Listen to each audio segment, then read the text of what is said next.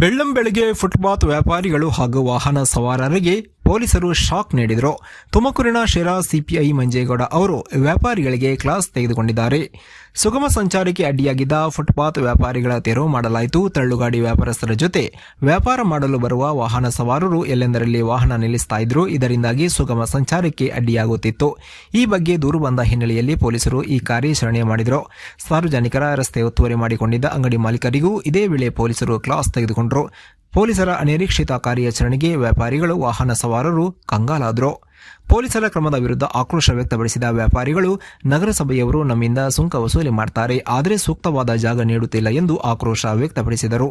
ಬೀದಿ ವ್ಯಾಪಾರಿಗಳಿಗೆ ಸೂಕ್ತವಾದ ಸ್ಥಳ ನೀಡದಿದ್ದರೆ ನಾಳೆಯಿಂದ ಪ್ರತಿಭಟನೆ ಆರಂಭ ಮಾಡುತ್ತೀವಿ ಅಂತ ಬೀದಿ ವ್ಯಾಪಾರಿಗಳು ಆಕ್ರೋಶ ವ್ಯಕ್ತಪಡಿಸಿದ್ದಾರೆ.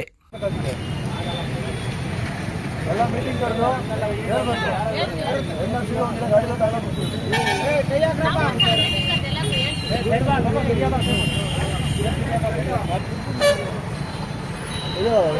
ಇಮ್ರಾನ್ ಎಲ್ಲರಿಗೂ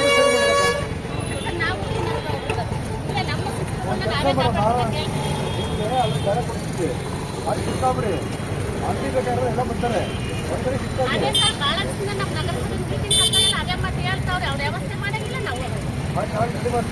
ಈಗ 5 ವರ್ಷ ಆಯ್ತು ನಮ್ಗೆ ಎಲೆಕ್ಷನ್ ಆಗಿ ಅವತ್ತಿಂದ ಅವ್ರು ಬರೀ ಹೇಳ್ತಲೇ ಅವ್ರೆ. ಈಗ ಇಷ್ಟು ಬೆಳೆ ಒಂದು 1.5 ವರ್ಷ ಆಗಿದೆ ನಗರಸಭೆ ಮೀಟಿಂಗೇ ತರ್ತಿಲ್ಲ ನಮಗೆ. ಅವರು ತಿಂಗಳ ಮೀಟಿಂಗ್ ಮಾಡಿ ಒಂದ್ಸಲಿ ಬೆಂಗಳೂರಿಗೆ ಮೀಟಿಂಗ್ ತರ್ತಿದ್ರು. ಅಲ್ಲಿ ಬೆಂಗಳೂರಿಗೆ ಬಂದಿದ್ದು ಹೈಕೋರ್ಟು ಎಲ್ಲ ಬಂದಿದ್ದು.